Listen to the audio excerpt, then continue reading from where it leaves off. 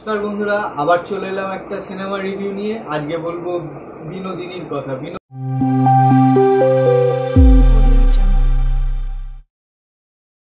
বিনোদিনী, নটি বিনোদিনীকে নিয়ে হয়েছে, আপনারা সবাই জানেন। নটি বিনোদিনী গল্প হয়তো আপনারা নানা রকম ভাবে নানা সময় দেখেছেন, নাটক যাত্রা থেকে শুরু করে সিনেমা নানা রকম ভাবেই বা বই পড়ে। কিন্তু এখানে যে নটি বিনোদিনীর যে জায়গাটা এখানে তুলে ধরার চেষ্টা করা হয়েছে, যে সে জেদি একটি মহিলা, সে জেদি একটি নারী, সে তার নিজের শর্তে নিজের মতো করে তার যাপন সময়টা কাটিয়েছিলেন এবং তিনি যা যা করে গেছেন সেটা একটা রেভলিউশন, সেটা বলতে গেলে আই ওপেনার।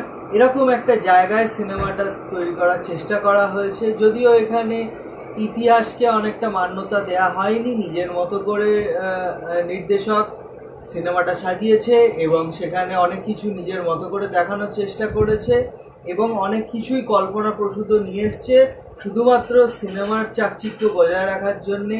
বা এডিটিংয়ের সময়ও দেখা গেছে অনেক কিছুই নিজের ইচ্ছা মতো এডিট করে কেটে বাদ দিয়েছে।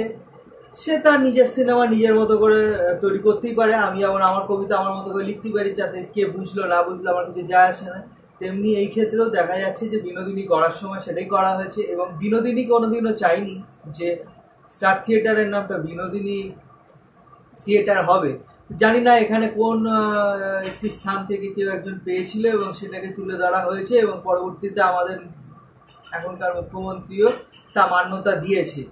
যদিও এই সমস্ত ইতিহাসকে বিকৃত করা বলেই মনে হয় এবং ঐতিহাসিক কোনো কিছু করতে গেলে সেই সময়টাকে সঠিকভাবে তুলে ধরার দরকার। সেইগুলো না করে নিজের ইচ্ছা মতো করে একটা টাইম পিরিয়ডকে দেখানোর চেষ্টা হয়েছে। তো যদিও সেটা হয়তো কিছু মানুষ গ্রহণ করবে, কিছু মানুষ করবে না।